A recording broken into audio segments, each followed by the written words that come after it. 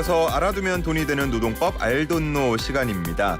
그제였죠. 윤석열 대통령은 우리 민생과 국가 경제에 초래될 더 심각한 위기를 막기 위해서 부득이 시멘트 분야의 운송 거부자에 대해서 업무 개시 명령을 발동한다는 입장을 내놨습니다. 그리고 어제 정부와 화물연대가 다시 마주 앉았는데요. 이 협상 40분 만에 결렬됐습니다. 원희룡 국토교통부 장관은 2차 면담이 종료된 후 연 기자간담회에서 화물연대를 상대로 업무에 복귀하지 않는다면 화물차 안전 운임제 완전 폐지까지 검토할 수 있다고 경고하기도 했습니다. 자, 오늘 이 관련된 내용들 김효신 노무사와 함께 알아보도록 하겠습니다. 화상으로 연결돼 있습니다. 노무사님 안녕하십니까? 네, 안녕하세요. 김효신입니다. 네, 반갑습니다. 네. 자, 오늘 주제는 업무 개시 명령이고요. 이 방송 네. 들으면서 또 노무와 관련된 궁금증 보내시면 저희가 함께 상담도 나눠보겠습니다. 단문 50원, 장문 100원, 샵 0945번입니다. 자, 노무사님 오늘도 어떻게 저희 청취자분들께 힌트 하나 내고 시작을 해 주실까요? 네, 알겠습니다. 오늘 퀴즈 간단합니다. 네. 우리 전통 가명극이고요. 최근에 유네스코 인류 무형문화유산에 등재된 것을 맞춰주시면 되겠습니다. 부조리한 사회 문제 혹은 도덕적 모순 같은 것들을 풍자와 해악으로 재치 있게 풀어낸다는 점이 예술적 가치로 인정을 받은 건데요. 1번 탈춤, 2번 막춤, 3번 말춤, 4번 허리춤. 자, 우리 노무사님의 힌트는요? 왜 웃으시죠? 아니, 너무 쉬운데 갑자기 센스 있는 답이 생각이 안 나서. 너무 네, 쉽다. 그런데 이렇게 막 진짜 이게 막 멘탈이 탈탈 털리네요. 네. 멘탈이 탈탈 털린다고요? 네네. 그런 용어를 방송에서 쓰셔도 되는 겁니까? 죄송해요. 이게 참. 죄송합니다. 네, 아닙니다. 예, 농담이고 힌트를 네. 주신 겁니다. 네. 자, 멘탈이 탈탈 털린다. 1번 탈춤, 2번 막춤, 3번 말춤, 4번 허리춤입니다. 정답 아시는 분 단문 50원, 장문 100원, 샵 0945로 정답 보내주시기 바랍니다. 자, 역시나 우리 노무사님은 전문 분야로 들어가야 말씀을 더 잘해 주십니다. 네. 바로 들어가 볼게요.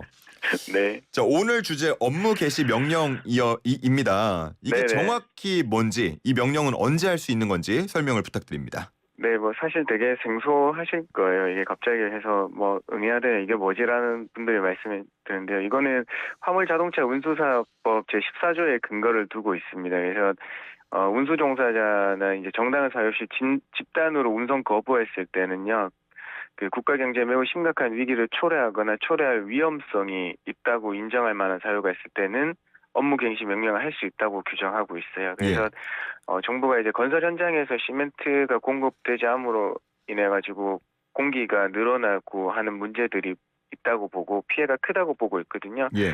그래서 이제 시멘트 수송 차량에 대해서만 우선 업무 개시 명령을 내린 상태입니다. 네.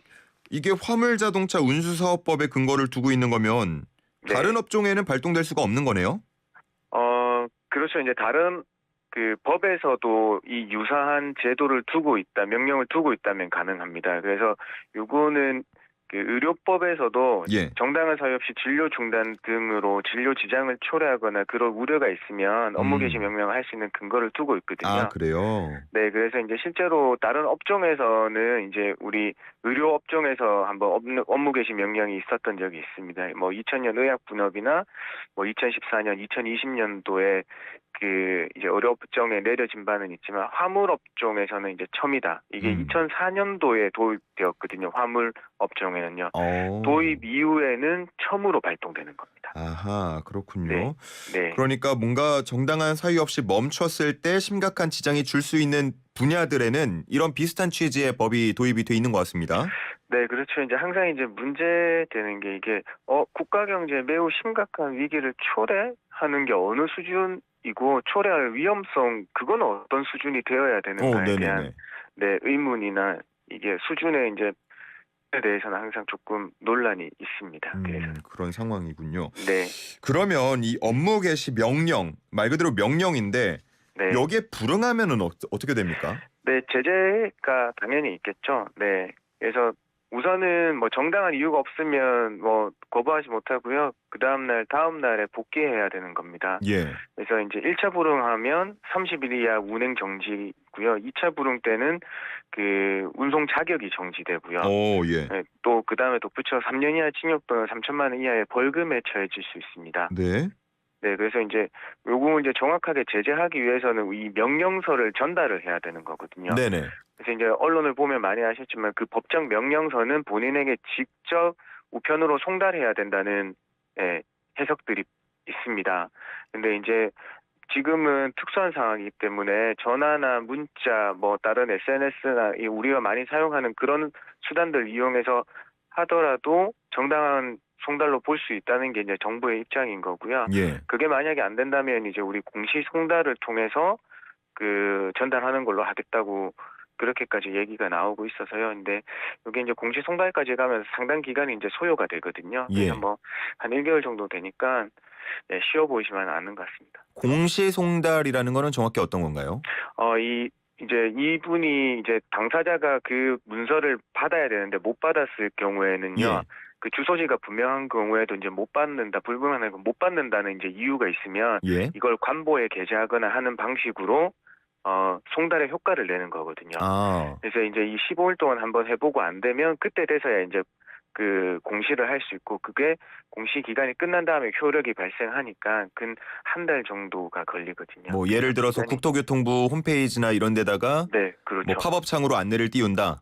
네, 그런 거나 아니면 또 관보에 게재를 하거나 뭐 그런 식으로 하고 있습니다. 아, 그게 이제 효력을 갖는다고 인정을 한다라는 네, 게 이제 맞습니다. 공시 송달인 거죠. 그래서 이제 공시 송달은 이제 통상의 방법으로 이제 주소 확인할 수 없거나 송달이 불가능한 경우에 하는 거거든요.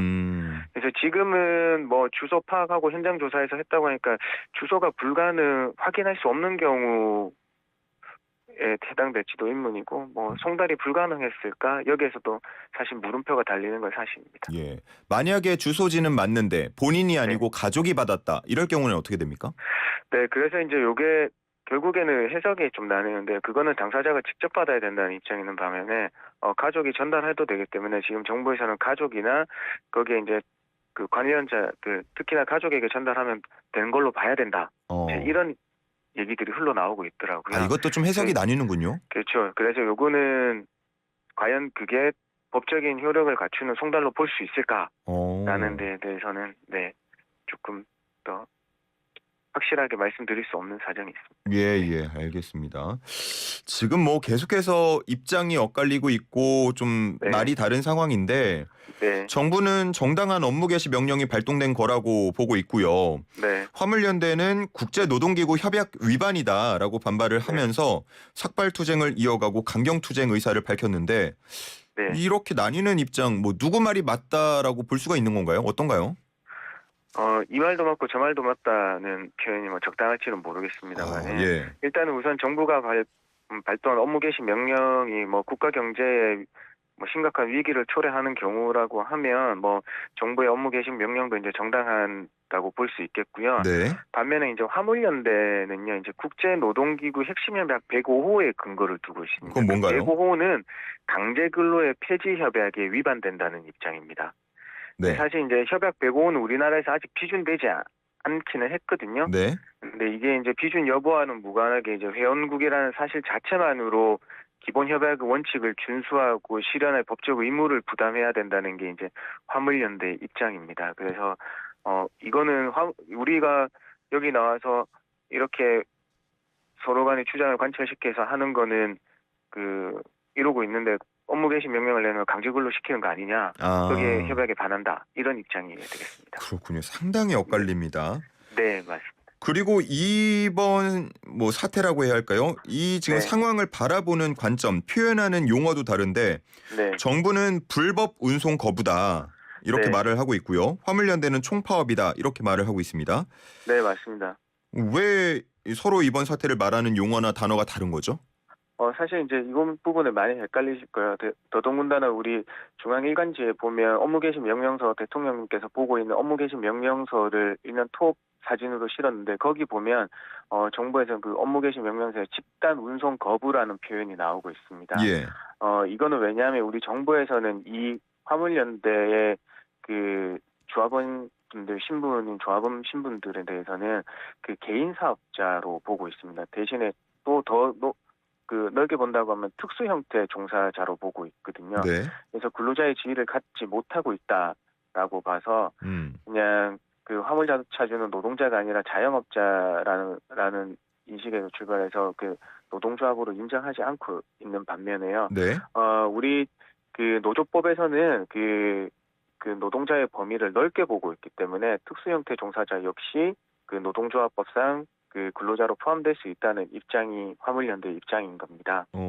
네, 그렇기 때문에 두 당사자 간에 사용하는 용어가 달라지게 되는 거죠. 예. 네, 그렇기 때문에 지금도 보면 사실 파업이라는 단어나 이런 단어가 나오면 고용이니까 노동부가 나서야 되는 건 아닌가 생각하실 수 있지만 지금 주체는 국토교통부에서 나서고 있는 걸 보실 수 있죠. 예. 네, 그런 의미들이 내포되어 있습니다. 그러니까 그 보는 관점에 따라서 이게 뭐 불법이냐 아니냐 이런 부분에 대해서도 논란이 계속 이어지는 것 같은데 네네. 뭐 불법 혹은 위법 여부는 어떻게 보시나요? 업계에서? 사실 이제 지금 모여서 이제 집회하는 것 자체는 불법적인 요소가 없는 걸로 보입니다. 왜냐하면 헌법 제21조에서는 국민의 일반적 권리와 집회와 시위, 결사의 자유를 보장하고 있죠. 예. 그렇기 때문에 굳이 화물연대를 노동조합으로 보지 않더라도 그 자영업자들이 모여서 하는 그 집회, 시위, 결사의 자유의 보장의 원칙에 따라서 불법적인 요소가 없다고 보입니다. 그렇다면은 그 이제 정부에서 계속 얘기하고 있던 게 그런 와중에서 이 참가하지 않은 비조합원들에 대한 그 설득이나 이런 과정에서 벌어지는 불법적인 행위들이 있지 않겠습니까? 예. 거기에 대해서는 이제 엄단한다는 입장을 보이고 있는 겁니다.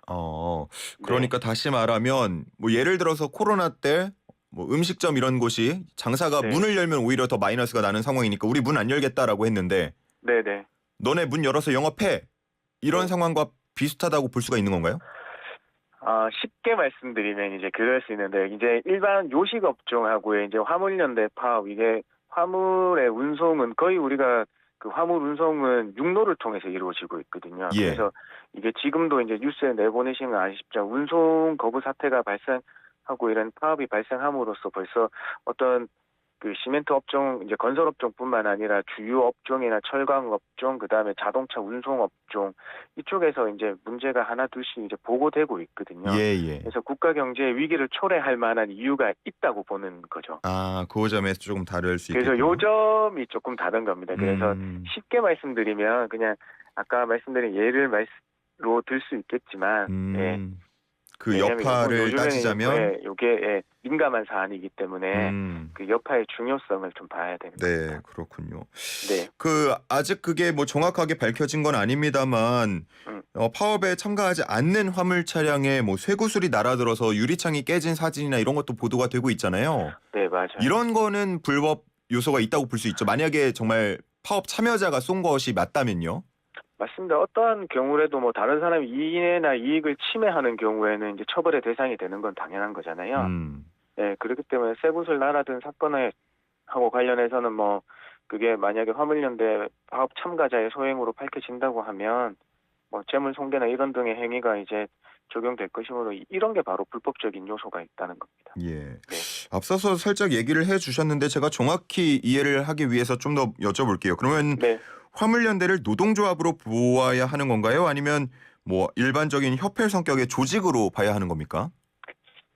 뭐 사실 여기서 뭐 제가 딱 잘라서 말씀드릴 수는 없고요. 예. 결국에는 이제 노동조합법에서의 그 노조법상 근로자성을 넓게 인정한다고 하면 노동조합으로 이제 볼 수도 있겠지만은 결국에는 특수 고용 형태 일반 이 화물차주는 그 지금의 구조상 그 개인 사업자이신 분들이거든요. 예.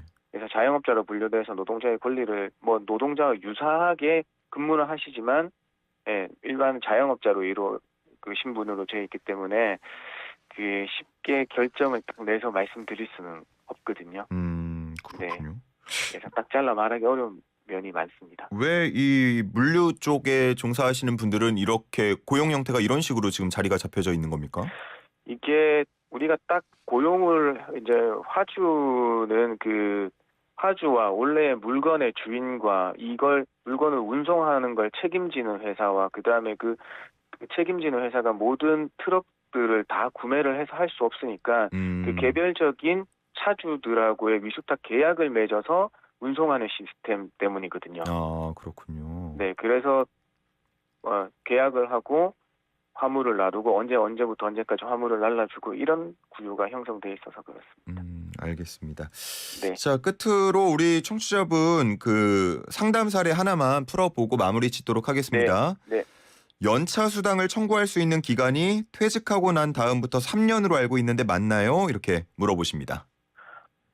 이게 이제 퇴직하고 난 다음부터가 되는 게 있고 아닌 게 있어요. 이제 연차 임금 채권의 소멸시효 기산점은 항상 임금 채권을 행사할 수 있을 때부터거든요. 네. 근데 이거 연차라는 거는 이제 발생을 한 날부터 1년 동안 사용하고 그 사용하지 못한 그 연차 휴가는 그 다음 달 급여에서 그 급여로 수당으로 받게 돼 있기 때문에요. 네. 그때부터 3년이 기산점이 되는 겁니다.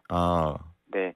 그렇기 때문에 그 3년이 카운팅되는 시점은 다 다를 수 있는 거죠. 한 개 한 개 퇴직하고 그 난 연차마다 다음부터 다를 수 있네요. 3년이 되는 게 아니고요. 그 퇴직한 날 다음 날부터 3년의 기산점을 갖는 거는 퇴직금밖에 없는 겁니다. 그렇군요. 잘 챙겨 보셔야겠습니다. 네. 알겠습니다. 오늘 여기까지 듣겠습니다. 고맙습니다. 네. 감사합니다. 네, 김효신 노무사와 함께했습니다.